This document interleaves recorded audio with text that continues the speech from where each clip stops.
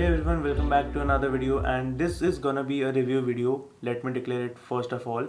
And this is the review of my laptop Asus ROG GL503 Strix edition. And this is the main laptop which I use for all my editing stuff, including the After Effects or Photoshop. Any kind of editing stuff which I do is on this particular laptop. Now I was about to make a video about this laptop, the review of this laptop after a certain period of time, but I was not too much involved in using it, and hence after this long I am posting this video about how is the laptop and what are my personal opinion about this particular laptop. So I'm going to take you through the advantages, disadvantages, pros and cons, everything in this particular video, and this is going to be a little bit detailed video. If you want each and every detail of how this laptop is it a good buy or not, is it something which you are going to opt for in 2019 still, then make sure to watch this video completely. Okay, first of all, let's go through the specifications of this laptop. This laptop is the 8 GB variant and the 128 GB SSD and 1 TB hard disk variant with Intel i7 8th generation, Nvidia GTX 1050 Ti. First of all, let's talk about every specification of this laptop. Let's talk about the ports which you get in this laptop for accessibility options. So first of all, you get the power input cord, the RJ45 Ethernet cable, Thunderbolt 2.0 slot, the two USB 3.0 slots and 3.5 mm jack, along with the left audio speaker on the left side of the laptop. So mostly all of the things are mentioned over the left side of the laptop. The main purposeful things which you will require are all mentioned on the left side of the laptop. Next, talking about the right side, you have the lock port. I think it's the Kensington lock slot. Then you have the USB 2.0 slot and USB 3.0 slot, along with the card reader slot and the right side speaker. So the laptop has a single USB 2.0 slot. Number of slots for USB 3.0 are 3 and for 2.0 is 1. Let's talk about another feature which I forgot to tell you, that's the USB type C. So we all know that USB type C is something which is now into our phones, but USB type C is also included in this laptop. However, I have not used it, but one of my friend who has the same laptop claims that it gives tremendous speed of file transfer, and I hope it's true, but I have not tested it. Secondly, let's talk about the gaming performance. Since I am not much of a gaming person and I don't play much of games in this particular laptop, though it's a gaming laptop, but the specifications is what I am concerned about. According to the specifications, I am very much satisfied with how it helps me in my editing process, because I am using this laptop to edit my videos, to create some effects. Those are the things which I am using this laptop for. However, recently I have started playing a game on this laptop, like GTA 5 was the recently played game on this laptop. One thing which I have noticed is that the gameplay is not at all a problem. It is running fine, it is running smooth, but there is one problem with this laptop is that it heats a lot. First of all, if you are playing a game in highest configuration which that game offers supporting your hardware, then your laptop is going to heat a lot. And yes, that's obvious for each and every laptop on this planet. But when your laptop heats up to a level after which it is dangerous for your laptop will start running your games in degraded performance, or the proper word for this is throttling. So throttling will be occurring sometimes if your laptop gets overheated when you are playing games. So that is one thing which I have noticed. Not only in GTA 5, I have tried GTA 4 and the same problem exists. So if that is the problem which you don't want to face, then you might not consider buying this laptop. However, since I am not a gaming person and it does not affect my editing process at all, for example, the most memory consuming and the most graphics capability consuming, I don't know what to say, the most resource consumption, is that a word? Okay, so the most resource consuming software which I have on this laptop is the Adobe After Effects, and those who have used this software know that how this software crashes because it does not get what it wants. This software renders everything in real time, and it's not like you select a clip and then you add it to render queue, and then it renders it and plays back. For example, when you're editing, you don't want this to happen, right?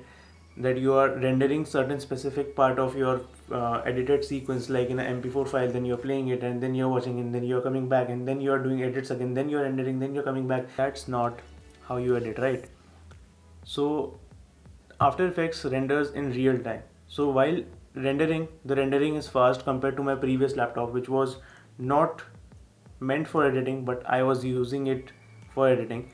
So it has improved significantly. Obviously, if you're coming from a lower configuration to a higher configuration, things are going to change. I use a lot of softwares like Premiere Pro, After Effects, Photoshop, Adobe Audition, Illustrator, Lightroom, so it never has provided me with any sort of problem till date. However, if you are editing in some software like After Effects, which is the video compositing software and not a video editing software, for that kind of work your laptop needs processing, and if you're into that sort of work, then I may suggest you that you can go with this particular laptop. What I don't like about this laptop: first of all, the laptop is bulky, it's heavy, and yes, you can feel the weight. For example, my previous laptop, it was a 1.5 kilogram laptop, and if you're coming from a previous laptop which has a lower weight, then this one is going to be a little bit heavy because the weight is 2.6 kgs. Yes, and that is a pain in the. So if portability of a laptop is in your preference, this might not be the best option. However, if configuration and specifications are the thing which is on your mind, then you can consider going for this laptop. So now there are few recommendations which I would like to give about this laptop. If you wish to buy this particular version of laptop which I have, then I would simply say don't. Why? Let me just justify myself. Even after that, if you feel that you want to go with this particular variant of laptop, then you're free to go, and it does not mean that this laptop is somewhere lagging. No. First of all, let's talk about the SSD. The SSD which comes in this particular version is the 128GB SSD, and the RAM is 8GB, and hard disk is 1TB hard disk provided in this particular version. Now the problem is that your operating system is installed in your SSD, which is the 128GB capacity which you get, but you're not getting the most out of it because the operating system is installed into it, then the updates are going to install into it. Your computer will be fast, but your storage will not be that much available to you when you start using it regularly, because it has been not more than 6 to 8 months when I bought this laptop that I am experiencing storage issues in the SSD. So what I would suggest for new buyers is that you can go with the 256GB variant of SSD, or else one thing which is a plus point, it has a lot of upgradations, and the upgradations are easy. You can upgrade the SSD, you can upgrade the RAM, you can change the hard disk, you can do a lot, and for all those purposes you have a easily accessible slot under the cabin of your laptop. So it's not like you have to open the whole laptop to change the settings, to change the hardware equipments. No, you have a dedicated slot for opening it up and changing the things which you want. So you can upgrade your RAM up to 32GB. You can change your solid state drive. The SSDs can be upgraded. So if for those who are wondering to buy this laptop and then considering SSD upgradations later, you can surely go for it. I would recommend to do that because I'm thinking myself to do the same. So you can also do that. Secondly, you can also upgrade the hard disk and the RAM, as I said. For those who don't want to go with issues of storage, I would recommend that you buy a 256GB variant of this laptop, or else you can later upgrade your SSDs. Talking about the RAM, this laptop comes into two variants: 8GB 128GB hard disk and 16GB 256GB hard disk. I'm talking about the SSDs. This laptop comes in i5 and i7 as well. So if you want to buy the i5 variant, all other specifications remains the same. You can buy it in the i5 version also, that's a little bit cheaper, and this is also available in the i7 variant. So that are the things which are all about specifications. Now talking about the thing which I like the most about this laptop is the RGB keyboard and the Aura Sync which is provided in this laptop. So you can customize the whole keyboard as per your wish. It can go from white to red because it has 4 different sections of the keyboard which are configured individually for lighting it up. So you can do the same. Okay, so now the main question is, for whom is this laptop made?